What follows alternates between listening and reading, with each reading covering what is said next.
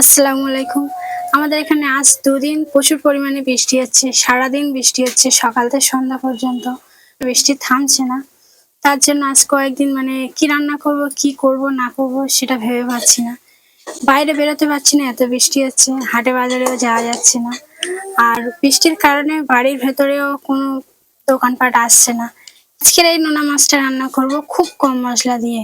যেমন এখানে নিয়েছি আমি পেঁয়াজ কোঁচা, টমেটো কোঁচা, কাঁচা ঝাল নিয়েছি, আর এই ধনেপাতা কুচি নিয়েছি, আদা রসুন বাটা নিয়েছি, আর এখানে আছে আলু কোচা।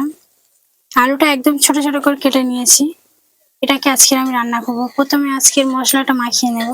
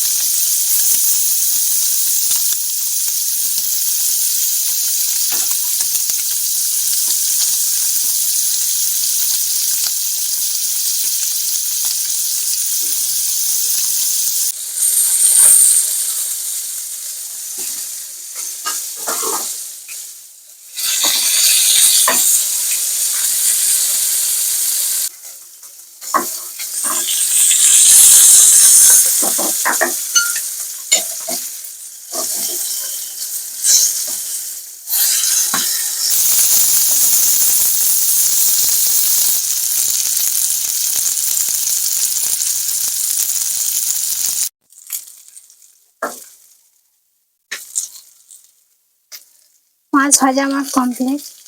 আজকের মাছটা একটু কড়া করে ভেজেছি, লাল লাল করে। মাছটা আজকে সুন্দর ভাজা হয়েছে। এই নোনা মাছ বিশেষ করে একটু কড়া করে ভাজতে হয়। এই মাছে কাঁটা কম, খেতে কিন্তু খুব সুন্দর লাগবে। টেস্টফুল মাছ এটা। একদম কাঁটা নেই বললে চলে, মাঝখানে একটা কাঁটা আছে। এটা খেতে খুব সুন্দর লাগে।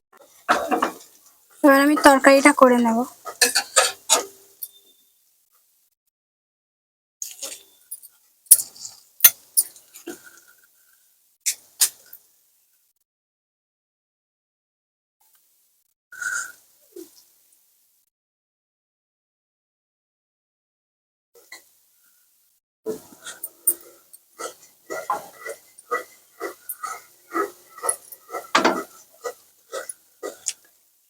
কড়াইতে তেল দিয়ে দিচ্ছি, তেল গরম হয়ে এসছে। এবার আমি পেঁয়াজটা দিয়ে দিচ্ছি।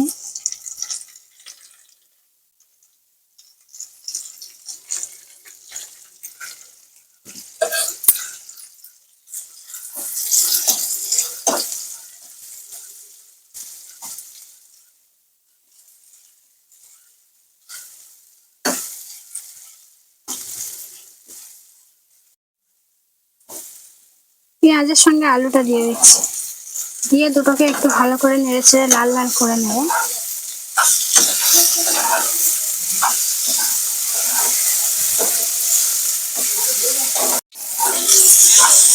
আলু আর পেঁয়াজটা একটু লাল লাল করে ভেজে নিয়েছি। তারপরে এবার দিয়ে দিচ্ছি মশলাগুলো। প্রথমে লবণ, তারপরে ঝালের গুঁড়ো, হলুদের গুঁড়ো,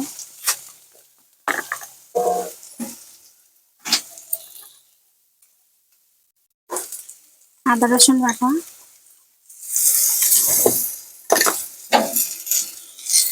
কাঁচা ঝালটাকে দিয়ে দিচ্ছি।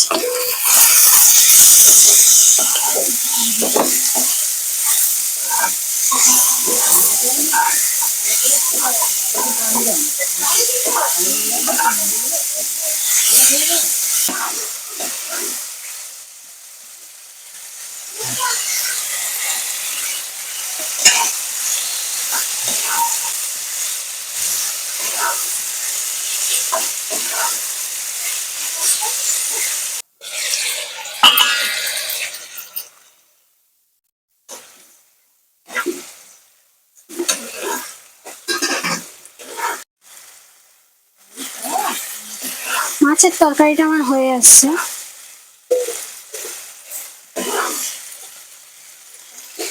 মাছের তরকারি হয়ে এসছে, এবার আমি পানি দিয়ে দিচ্ছি।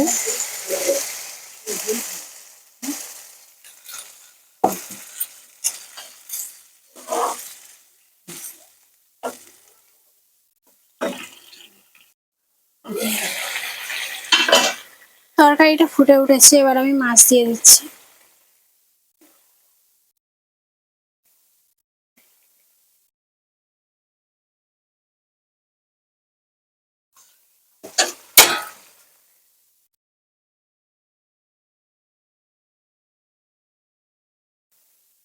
মাছ দেওয়া হয়ে গেছে, ওর উপর থেকে ধনেপাতা ছড়িয়ে দিচ্ছি।